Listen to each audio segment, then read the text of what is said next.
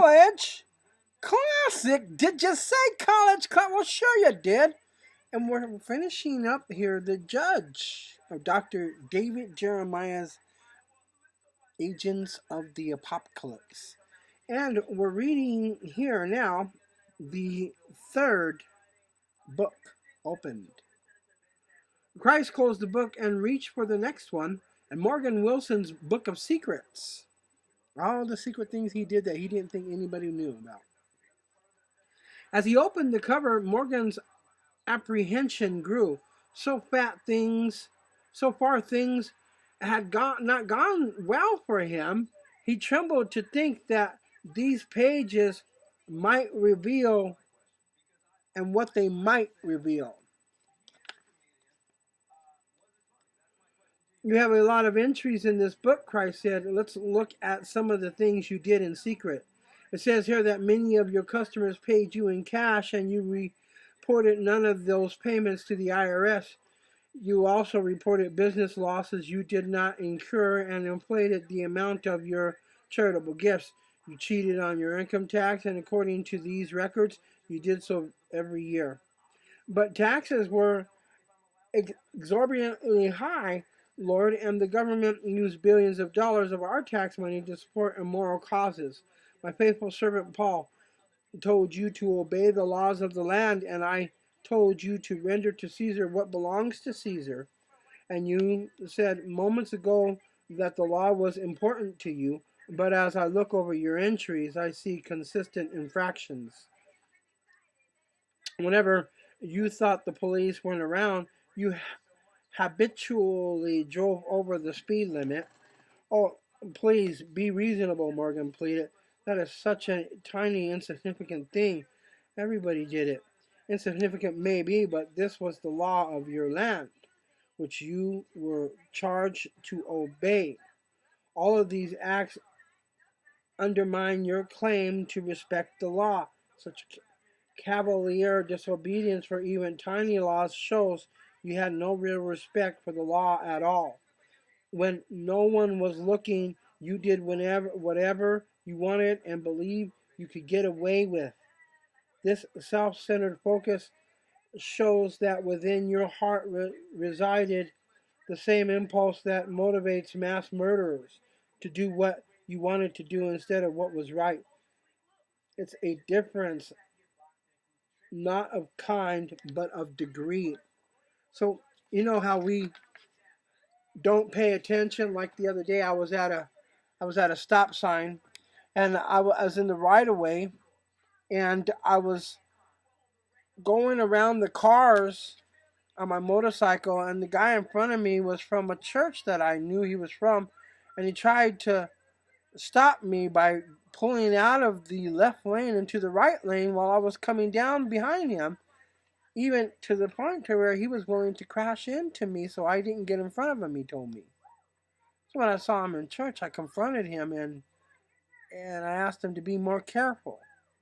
Very strange. Now, I'm not saying I'm not a lawbreaker, because right after that I sped away and I broke the law. So we both broke the law. And I'm sorry. I ask God to forgive me of those things, because it's never actually really occurred to me I'm a sinner in some other areas. And maybe this will open light and doors for all to see, because I believe His Spirit is in my house.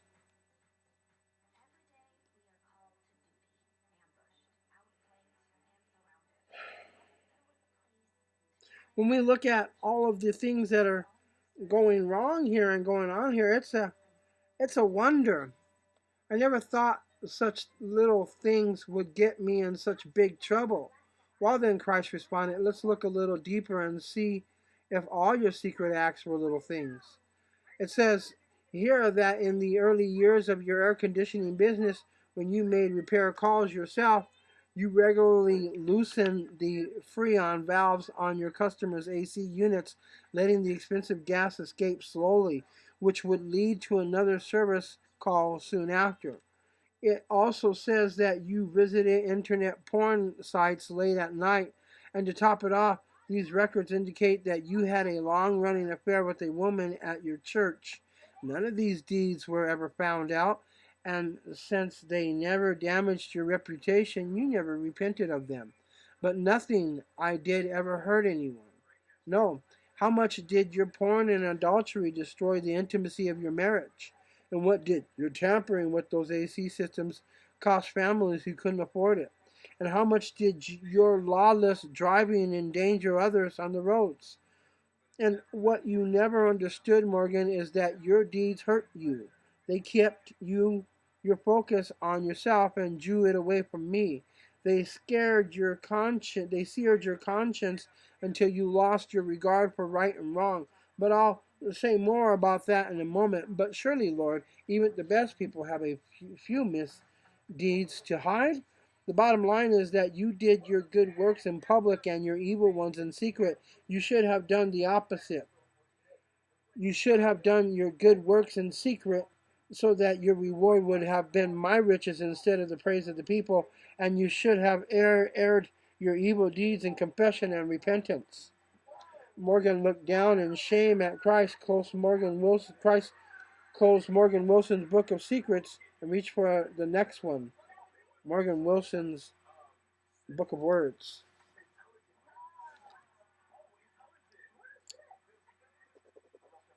Well, here we see God counting down all the things that we've done wrong.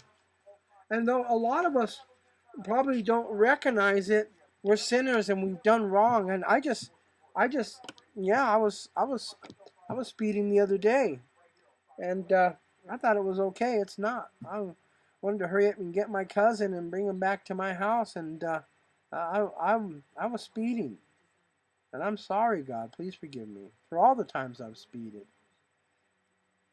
There's a lot to think about where repentance is concerned. And if you watch Jimmy Swagger and Francis and Friends, Francis makes very clear that the value of repentance is your soul in heaven against your soul in hell. I'm TC Barr. This is College Classic Campus Hits. Oh, we need him so bad. Good night. God bless you all. Amen.